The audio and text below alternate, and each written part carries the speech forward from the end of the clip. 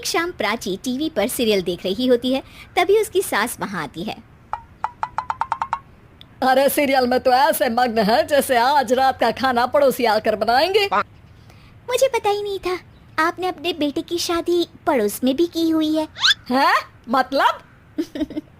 मतलब इस घर में सारा काम बहू ही करती है, आप तो सिर्फ खर्राटे मारती हैं। अच्छा जी, फिलहाल तो तुम आराम फरमा रही हो, चलो जाओ, ये मेरे टीवी देखने का समय है। आहा, इसीलिए मुझे भगाया जा रहा है। सॉरी, अब तो बिल्कुल नहीं जाऊंगी। प्राची की इस बात पर दोनों सास बहू के बीच टीवी रिमोट के पीछे बच्चों जैसे छीना झपटी शुरू हो जाती है, जिसके बीच श्लोक भी काम से घर वापस आ जाता है।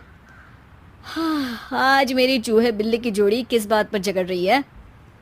अरे तेरे बीवी मुझे टीवी ही नहीं देखने दे रही। अरे तुम्हारी मम्मी मुझे खाना बनाने के लिए फोर्स कर रही है। अरे वाह, ऐसे बेतुके रीजन पर तो बच्चे भी झगड़ा नहीं करते। अरे मुझे कुछ मत बोल, सब इसने ही शुरू किया है। हाँ हाँ, जैसे आप तो बहुत दूध की धूली है ना। अरे बस दोनों चुप।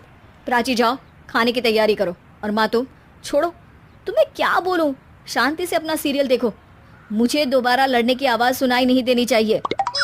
ऐसा बोलकर श्लोक वहां से चला जाता है, जिसके पीछे पीछे प्राची भी कुछ न कुछ बड़बड़ाते हुए रसोई में चली जाती है। हाँ हाँ, सासू जी को तो कुछ बोलेंगे ही नहीं, बस मुझ पर ही हुक्म चलता है, खाना बनाओ, जैसे मैं इनके घर में खाना बनाने के लिए आई हूँ।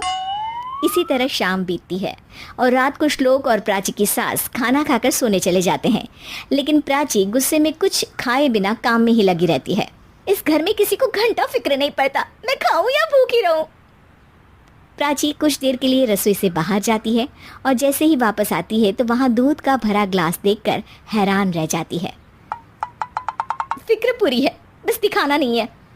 प्राची दूध पीकर सोने चली जाती है और अगली सुबह एक बार फिर सास बहू का कार्टून नेटवर्क स्टार्ट हो जाता है।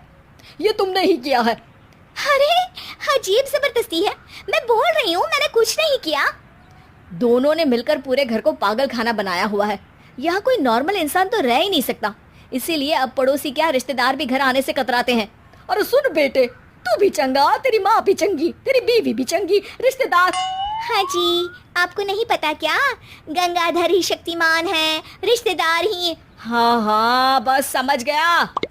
कभी जानवरों जैसे लड़ेंगी तो कभी जुगलबंदी करेंगी। भाई मैं आप दोनों के बीच में नहीं फंसना चाहता। सास बहू की इस मनमौजी जोड़ी से परेशान होकर श्लोक अपना सिर खुजलाता वहां से चला जाता है। चलो अब मैं भी कीर्तन में जा रही हूँ। इस पर जैसे ही सास कमरे में अपना पर्स लेने जाती है तो वहां नाश्ते की प्लेट रखी देख मुस्कुराने लगती है और नाश्ता करके घर से बाहर निकलते हुए कुछ पैसे टेबल पर रख जाती है, जिसके कुछ देर बाद सिलेंडर वाला घर आता है। ओ मुरी मैया, मैं सिलेंडर के बारे में तो बिल्कुल भूल ही गई थी। घर खर्च के सारे पैसे भी मम्मी के पास है और श्लोक से बोला तो उल्टा 4 बात सुनाएंगे। प्राची ये सोच ही रही होती है कि अचानक उसका चेहरा चमक उठता है और वो घर में आकर इधर उधर देखने लगती है।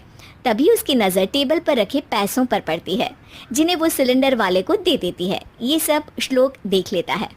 अच्छा बेटे, इतना बड़ा घोटाला, सबके सामने मैं तेरी दुश्मन और पीठ पीछे तेरी मेरी यारी। इस पर श्लोक एक प्लान बनाता है और शाम को सब एक साथ बैठे होने पर बोलने लगता है। माँ, तुम दोनों की बहुत लड़ाई होती है, इसलिए मैं सोच रहा हूँ कि प्राची को उसके घर छोड़ाऊँ, इससे वो भी खुश रहेगी और तुम भी।